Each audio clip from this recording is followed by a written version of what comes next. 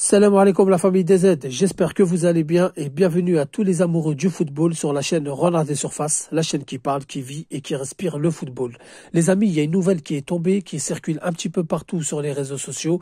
L'Algérie compte organiser un tournoi amical en mars 2024. Très bonne nouvelle. Pour ma part, c'est une très bonne nouvelle. Donc les amis, dans ce tournoi amical, il y aura la présence de l'Albanie, de la Bolivie et de l'Afrique du Sud. Un pays européen, un pays sud-américain et un pays africain. Très bonne nouvelle.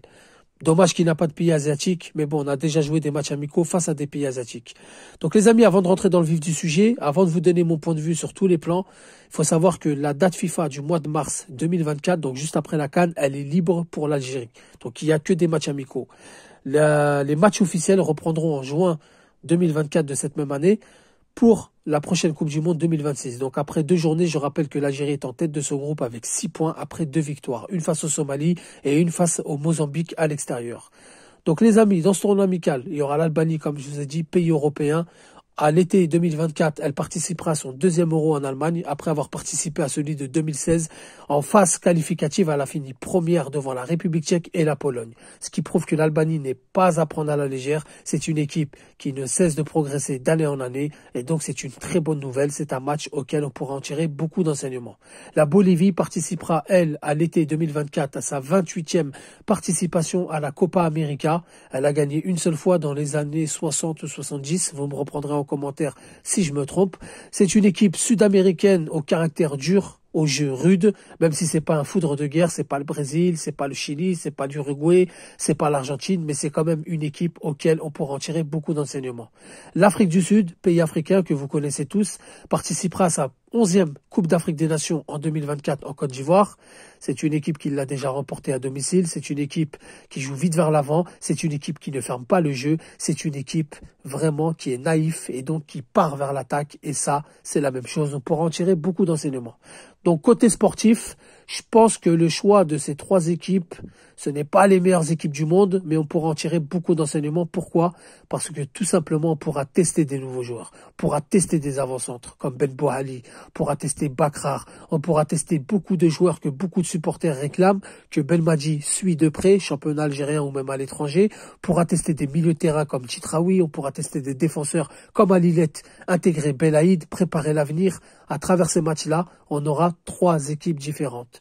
Jeu européen, jeu sud-américain et bien évidemment un jeu qu'on connaît tous, jeu africain. Donc déjà, ça va nous apprendre à connaître un petit peu le style du football et c'est une très bonne préparation si on veut se qualifier pour la Coupe du Monde 2026. Rappelez-vous bien ce que je vous dis, si on se qualifie à la Coupe du Monde 2026, ce sont le genre d'équipe qu'on pourra rencontrer à la prochaine Coupe du Monde. Et je trouve que niveau sportif, on peut en tirer d'énormes bénéfices. Ensuite, les amis, au niveau tournoi, au niveau engouement, au niveau médiatique, c'est un grand coup. Pourquoi? Déjà, on va promouvoir nos infrastructures. On va ramener des équipes d'autres continents qui vont découvrir notre football, qui vont découvrir notre peuple, nos supporters, nos infrastructures. Et donc, ce qui fera qu'on va tellement bien organiser ce mini-tournoi que lorsqu'on voudra prendre l'initiative de refaire un autre tournoi, on sera plus crédible et plus sérieux aux yeux des autres fédérations. Car le bruit va courir que c'est une terre de football, qu'ils ont bien été reçus au niveau hôtel, au niveau centre d'entraînement, au niveau match, au niveau engouement, au niveau respect des supporters, surtout au niveau de la ferveur. Il y aura bien évidemment des supporters boliviens, il y aura bien évidemment des supporters sud-africains, il y aura bien évidemment des supporters albanais. Il faudra juste qu'on gonfle médiatiquement la chose et vous inquiétez pas pour le reste. Donc dans tous les cas, ce tournoi amical, je trouve que c'est une très bonne chose. Donc les amis, il y a quand même l'Afrique du Sud. Au mois de juin, on va jouer, il me semble, l'Ouganda ou la Guinée, un truc comme ça. Donc, il y a quand même une équipe africaine. Le reste, c'est une équipe européenne, une équipe sud-américaine pour découvrir un petit peu d'autres horizons, pour voir un petit peu d'autres football, même si on le connaît. On a déjà fait des matchs amicaux contre la Colombie.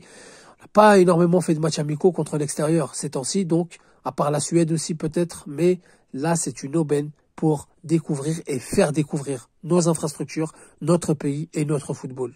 Donc voilà les amis, c'est une très bonne initiative, c'est du sérieux et ça, j'aime ça. Donc les amis, dites-moi ce que vous en pensez en commentaire, je vous répondrai, il n'y a pas de souci. Sur ce, je vous dis salam alaikum, que la paix soit sur vous.